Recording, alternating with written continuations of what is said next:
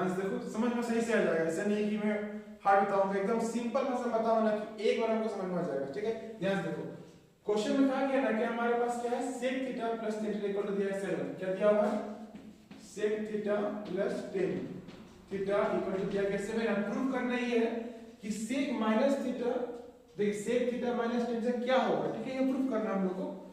तो ध्यान में हम लोग फॉर्मूला इस्तेमाल करते हैं। ठीक है, यहां पर क्या होगा, वी नो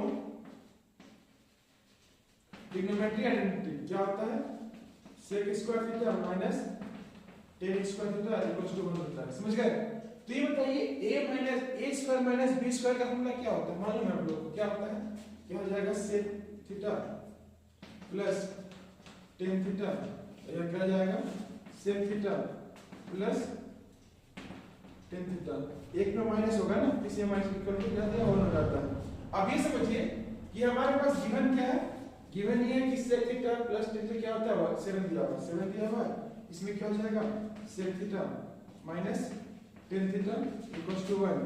अब ये समझिए कि यहां पर क्या हो जाएगा ना, देखिए sec theta minus tan theta क्या हो जाएगा, 1/7, क्योंकि जो मल्टीप्लाई फॉर्म में था ना, यहां पर आएगा क्या, डिवाइड फॉर्म में हो जाएगा। और ध्यान रहे बच्चों, ये जो क्वेश्चन है ना, ये बन चुका। आते हैं सेकंड नंबर की ओर, और ध्यान रहे जिनको उतारना है उतारिएगा वीडियो को रोक करके। और देखो, जितने आसानी से मैं आपको सिखा पाया ना क्वेश्चन, उससे भी कितना आसानी से मैं आपको सिखा सकता हूं। बस अब मेरे वीडियो ध्यान से देखिएगा, समझिएगा। क्वेश्चन में कहा कि हमारे पास क्या है, साइन। यहां पर क्या बोला गया है, हमारे पास sin a plus sin square a equal to दिया गया 1। अब प्रूफ करना है cos square a plus cos की पावर 4 इक्वल टू a क्या होगा, ये प्रूफ करना है हम लोग को। तो इसमें ये जानिए ना, देखिए यहां हम लोग कुछ फॉर्मूला इस्तेमाल करने वाले हैं। 1 माइनस इधर जाएंगे क्या हो जाएगा, sin स्क्वायर a माइनस हो गया प्लस से। अब ये समझिए कि 1 माइनस sin स्क्वायर क्या होता है, मालूम है आपको, 1 माइनस sin स्क्वायर होता है cos a, क्या होता है, cos स्क्वायर a हो जाएगा, ये फॉर्मूला है। और इसके बाद ध्यान दो, इसमें क्या करेंगे हम लोग, है ना, इसमें क्या हो जाएगा, sin a equals to cos square a।